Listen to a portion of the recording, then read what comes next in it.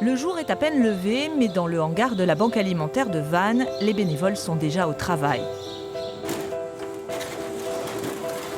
Ce matin, Yvon finit de charger le camion avec les produits des fruits et des récupérés auprès des grandes surfaces ou des industriels de la région. Et ce côté-là, c'est tout ce qui est carnet et laitier. Là, on en a pour la journée, donc il faut compter à peu près 25-30 familles. Parce qu'il y en a qui viennent, il y en a qui ne viennent pas. À la retraite depuis 4 ans, Yvon s'est engagé comme bénévole à la Banque alimentaire, mais aussi à la Croix-Rouge. Et la crise sanitaire ne l'a pas freiné. Toutes les semaines, au volant du Petit Panier, il part distribuer la nourriture en Centre-Bretagne, dans le secteur de Gourin, mais aussi un vendredi par mois autour de Josselin. On est au contact des gens et bon, ils nous racontent un petit peu leurs soucis familiaux. Et je trouve que les gens, quand ils discutent avec nous, ça leur apporte, ça les libère en fin de compte. Car en France, la crise sanitaire a fait basculer plus d'1 million de personnes supplémentaires dans la précarité et la Bretagne n'est pas épargnée. En Centre-Bretagne, même si le nombre de bénéficiaires a peu augmenté ces derniers mois, la crise qui dure fragilise les plus pauvres. À Josselin, la Croix-Rouge aide ainsi une bonne dizaine de familles ou de personnes isolées envoyées par les services sociaux.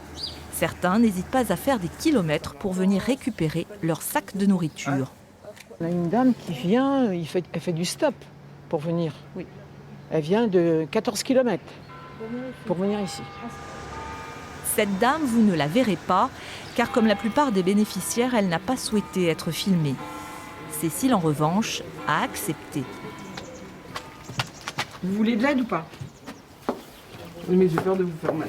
À 41 ans, elle souffre d'un lourd handicap et n'a pas de travail. Pour la première fois, elle est venue demander de l'aide à la Croix-Rouge. Parce que c'est compliqué là en ce moment. Oui, D'accord. parce que j'ai un beau-père qui est chez moi, Oui. qui s'est retrouvé à la rue. Oui. Et du coup, on n'arrive pas financièrement et moi, j'ai aucun revenu. Donc, c'est très, très difficile. Bonjour. 3 adultes. Ouais. Grâce aux associations caritatives, Cécile et son compagnon vont pouvoir remplir leur frigo et tenir quelques jours sans aller faire de courses. Il y a des petites choses que vous ne sauriez vraiment pas acheter si vous aviez Non, pas il y a ça. des choses, on n'aurait pas pu, comme des fruits, des choses comme ça, on n'aurait pas pu acheter. Tout ce qui est certains légumes, c'est pareil. Heureusement qu'il y a de la solidarité entre gens, entre associations et organismes comme ça. Et pendant qu'Yvon poursuit sa tournée en Centre-Bretagne, partons à Pontivy, où chaque lundi, le marché attire beaucoup de monde. Avec depuis janvier une nouveauté, un chalet mis à la disposition des restaurateurs de la commune pour qu'ils puissent vendre leurs plats à emporter à tour de rôle. Une opération baptisée Place au Resto qui recueille un franc succès. Vous êtes victime de votre succès là, non? Ouais, exactement. Vous aviez prévu combien de repas? 115 repas. Et tout est parti. Et tout est parti. Merci, on se dit à vendredi.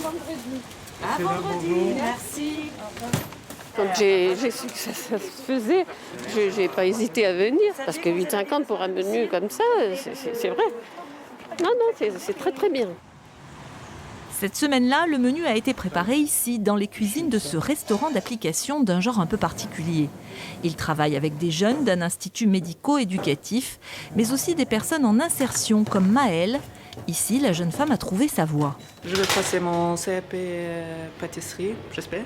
Oui, il n'y a pas de raison. L'inscription se fait au mois de mars. Parce que Maëlle, elle a un don en pâtisserie qu'elle a découvert en fait. Voilà, elle n'avait jamais eu de formation ou quoi que ce soit.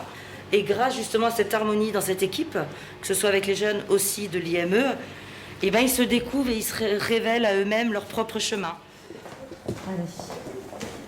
Mais pour tracer leur route, malgré la crise sanitaire et la fermeture du restaurant, les ateliers de Kérimo ont dû s'adapter et miser sur les plats à emporter, comme beaucoup de restaurants. Des menus livrés à domicile ou vendus ici sur le marché grâce à l'aide de la commune. Quand on a eu cette opportunité de laisser une place sur le marché pour les restaurateurs pour qu'ils puissent faire parler d'eux, revoir leur clientèle et développer leur chiffre d'affaires, on a sauté sur l'occasion et on a été très vigilants à pouvoir le faire. Voilà. Tant que les restaurants ne seront pas réouverts, nous pérenniserons cette opération. Et finalement, on voit que ça marche bien, on réfléchit peut-être à étendre ou peut-être travailler ensuite avec les supermarchés, puisqu'on a un supermarché de quartier qui nous a demandé à Pontivy Donc on va essayer de développer ça et on verra au fur et à mesure. À Vannes, la présence des restaurateurs dans les supermarchés est-elle effective depuis le 9 février ? En moins d'un mois, 4 enseignes et une trentaine de restaurateurs ont rejoint l'opération « Vos restaurateurs dans vos supermarchés ». C'est le cas de Charles Carlus. On va avoir une minute de thon albacore avec une sauce au curry rouge, lait de coco, des petits légumes.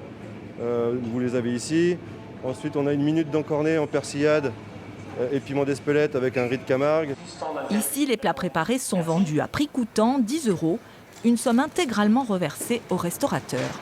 Ça fonctionne très très bien, puisque les 2 premières journées, on a passé plus de 120 plats, je crois, donc ce qui est plutôt un très beau succès.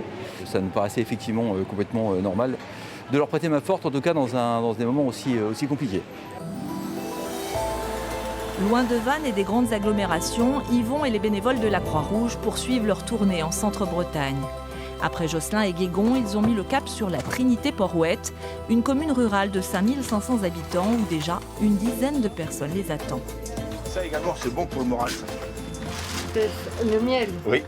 Tout augmente et sauf les revenus, donc à force ça devient vraiment hyper compliqué. Mon frigo étant vide, c'est important le coup de pouce. Voilà. Ouais, ça va faire du bien.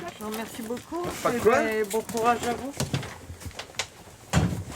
Il y a très peu de commerces et pour les personnes en difficulté, accéder à l'épicerie sociale ou au secours populaire, ça fait une demi-heure de route.